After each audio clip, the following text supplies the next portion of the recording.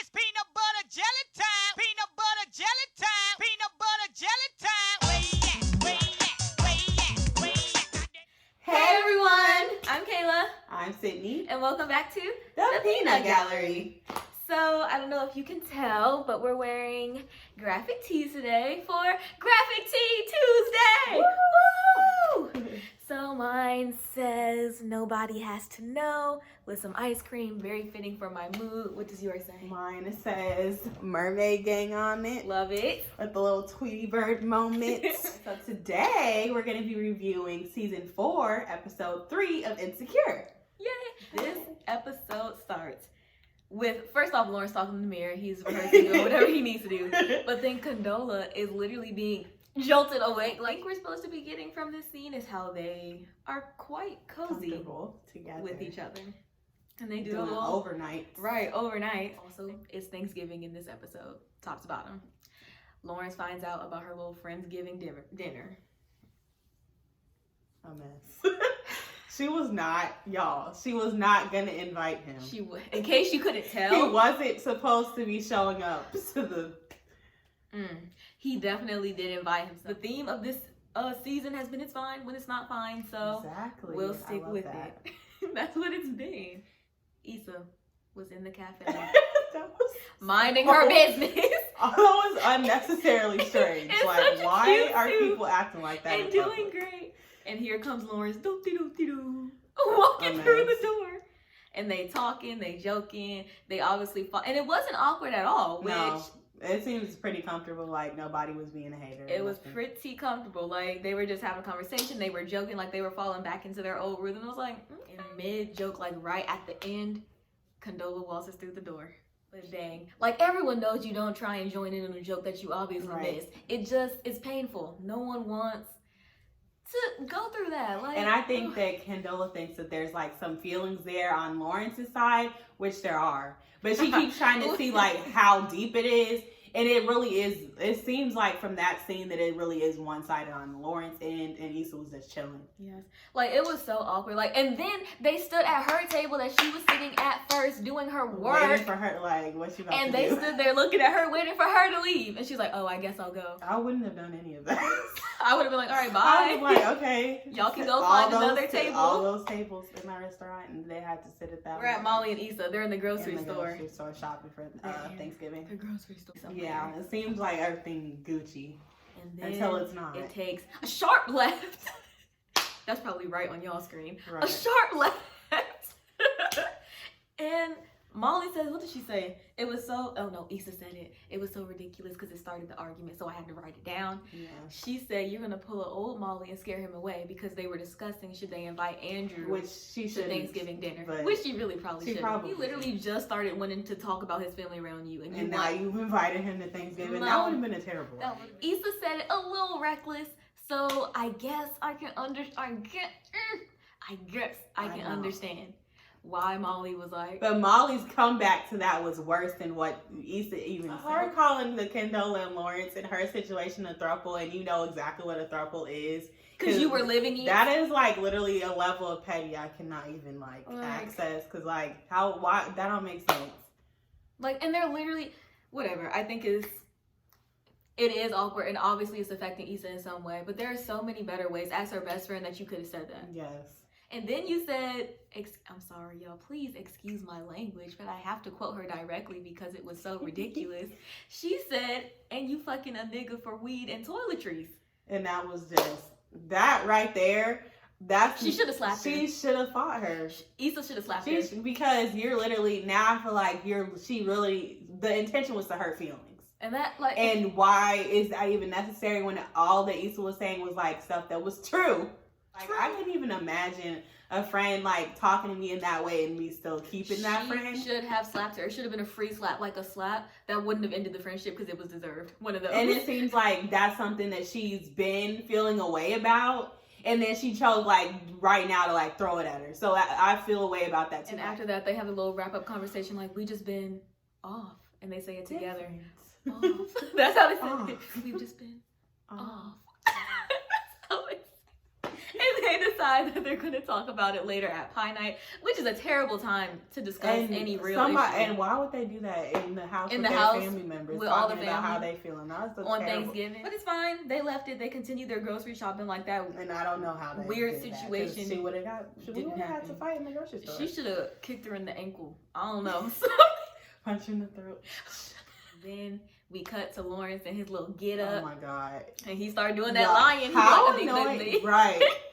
How annoying is it to see him try hard for somebody else and he was so trash. So damn bad. So like that is so annoying. It is annoying. It is like he's over here trying to fix sinks. Like back in the day, he would never. So it's so interesting to see him really try. The only thing he would do is lie out on the couch, not trying. Thug yo. Not trying to fix this. She over here trying to be thug yo. I'm dead. Molly's still mad at her dad. Which, if you don't know why she's mad, it's because last season she found out that the dad stepped out on her and her mom's marriage a very long time ago. She had recently found out. I get why she's mad. I do, but like her mom kind of. But if the person who is going through it is fine, then I don't. We leave that tense situation to see Issa and her brother, who was the star of the episode. I'm really enjoying him. Like he's always dropping the gems. He's the star. And he was really looking out for Issa, I feel like, this entire episode. Stanley, it's just Stanley. He broke some, mama gone. They ditched the family because they weren't. Because they don't know anything. Yeah, they don't care about it. Too. And they go and they have a cute little brother-sister Thanksgiving Day situation. Yes, and it's so cute. But the cutest part is that while they're at the table, they have a real heart-to-heart conversation. And I really like that because he's not at all being biased. He's just letting her know, like, your feelings are valid. And I feel like that's what the issue is with Molly is she's always coming in a judgy standpoint. And sometimes people just need to know that their feelings matter. And she just be ready to shut stuff down. But with the brother, like, they could actually talk it out and get to some type of... All Issa did was mention that she ran in to Lawrence and Condola. And he was like, so how do you feel about that? And clean. Molly would never. And clean. Molly would never. I feel like that's why they haven't talked yet, because she's worried that it's gonna be a thing. Like she gonna make it a thing more than it has to be. And then Issa was talking about how she feels like she got the guy with potential. And I agree. And Condola's reaping the benefits. While and he at the over end of the here day, in the silk shirts and stuff at the Thanksgiving fixing dinner. the sink, laughing And with I her agree, friends. because that really is annoying that he's really trying, paying for the lunches. Dang. And all this stuff, and he was not doing that with her. She did get the guy with potential. So I can see how that would be upsetting. A whole rant, because I know that there's a lot of people that go through that. And I like how the brother responded to it, because at the end of the day, he was just like, you're entitled to feel however you feel about it. If that's how you feel, then that's how you feel. The brother gives great advice. I agree. Is basically what I'm trying to say. We got to go back a little bit, because remember, stepdad Stanley, whatever, going on him to go to the restaurant. Mm-hmm. But when they got to the restaurant, they figured out they had an hour wait. And so the brother was like, do you still want to go to Molly's for pie? And she's like, yeah, let me just text her. And so she texted her. She was like, in the text, she literally says something crazy happened. I might be a little late or whatever she said. Didn't ask her what was wrong. Molly responded with, do you, girl?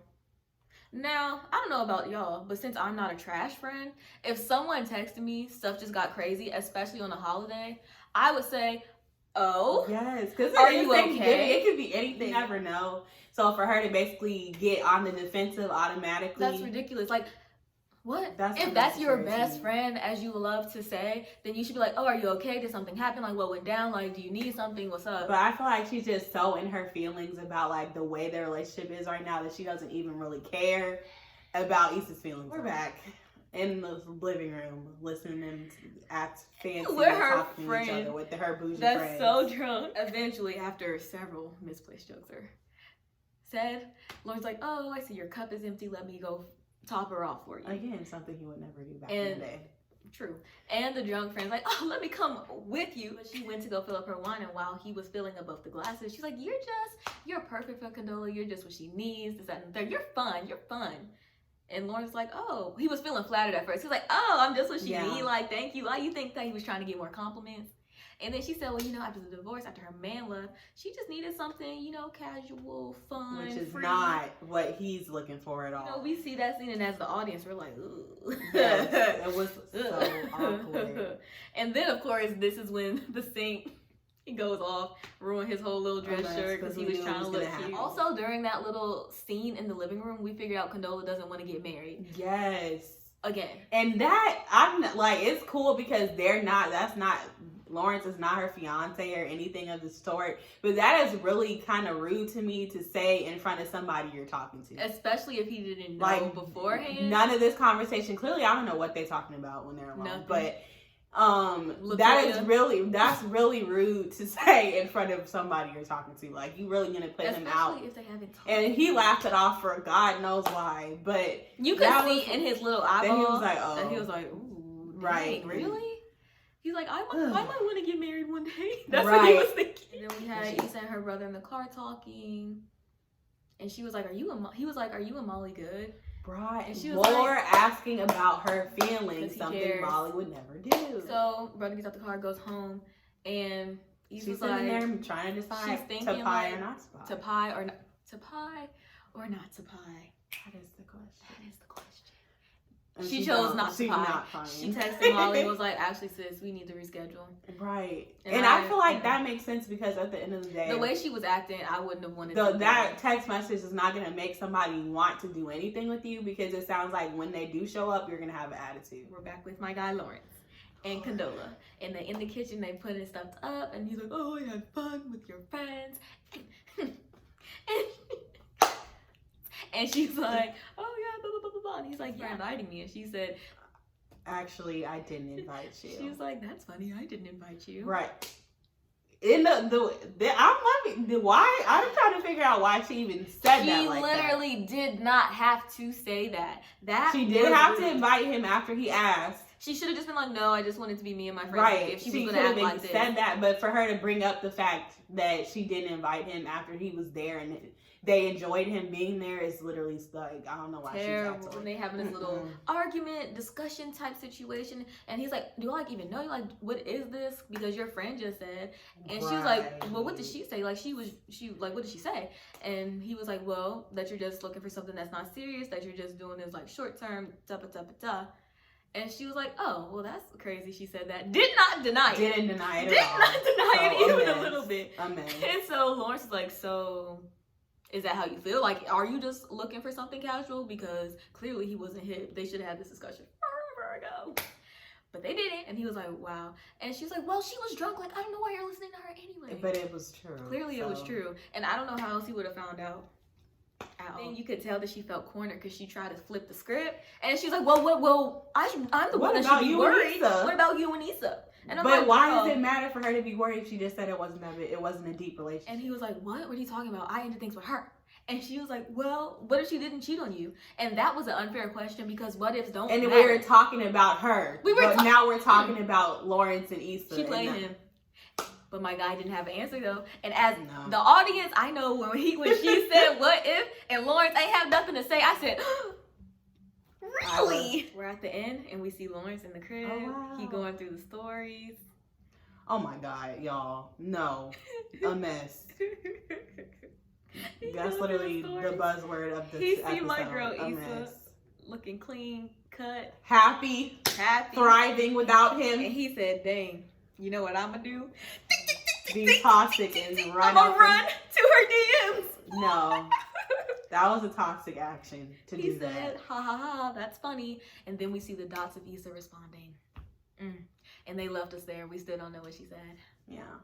Crazy. That was the episode. But what we need to pay attention to for next time is Issa and Molly's relationship continuing to fall apart. Because they refuse to talk about it. Like, continuing to be an issue because their communication is just not it. Lawrence I'm so sad. And Issa, I don't know what's going on right there. Me neither. I guess they're chatting. I don't know what's going on with Condola and Lawrence. Relationships is what we're going to see what's going on with the relationships next episode. So, that's the end of Insecure Season 4, Episode 3. Recap. And if this is your first time watching, Thanks for coming. Go back and watch everything else. What you do? You literally, we have a whole bunch of content now to go on and watch it. Okay. Bye.